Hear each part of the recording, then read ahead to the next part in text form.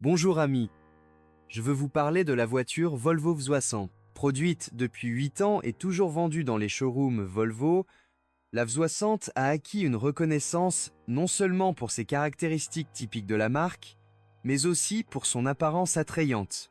Qu'en est-il de la mécanique?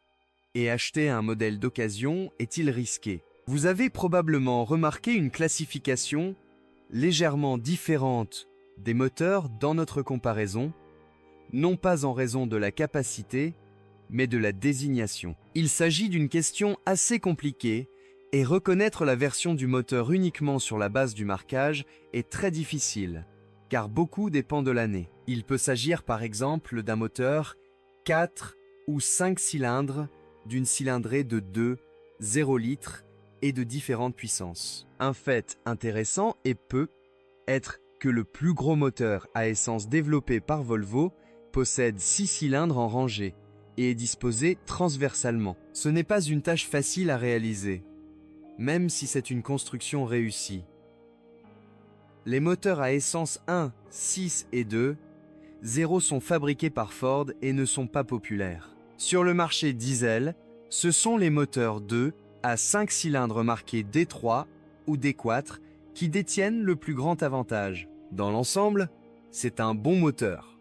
Et il est préférable d'en choisir un avec une transmission manuelle, car l'automatique n'est pas connue pour sa durabilité. En général, il faut penser à réchauffer les moteurs, car ils sont tous équipés de turbocompresseurs, et à les refroidir après une conduite difficile. Changer l'huile tous les 15 km ne fera pas de mal non plus. En gros, le modèle est sur le marché depuis trop peu de temps pour parler de la durabilité des moteurs, mais pour l'instant, il est bien noté.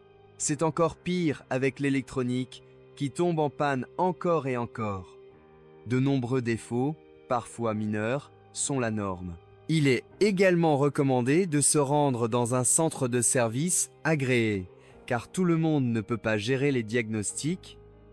Parfois, quelque chose se produit réellement, le plus souvent rien, des relevés d'ordinateur et de jauge incorrects ou des messages d'erreur clignotants sont un problème connu non seulement pour ce modèle Volvo de cette période. La suspension est bonne, même si celle arrière n'est pas très résistante. L'entretien de la Volvo V60 n'est pas bon marché, que vous choisissiez un atelier indépendant ou agréé.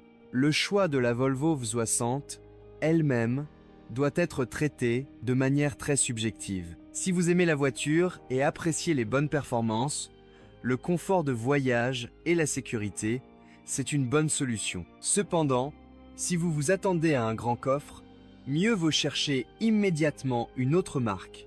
Ce n'est pas non plus une voiture spacieuse. Défaut courant de la Volvo V60 Primant, fuite dans le collecteur d'admission des moteurs diesel, de nombreux défauts dans l'électronique embarquée, défaillance de la poignée du coffre, panne de transmission automatique. Que rechercher? Voiture régulièrement entretenue dans des centres de services agréés, ce qu'il faut éviter, versions essence avec transmission automatique. Merci de m'écouter, n'oubliez pas de vous abonner à la chaîne et de noter ma vidéo. Si vous connaissez des problèmes avec cette voiture que je n'ai pas mentionné, assurez-vous de les publier dans les commentaires.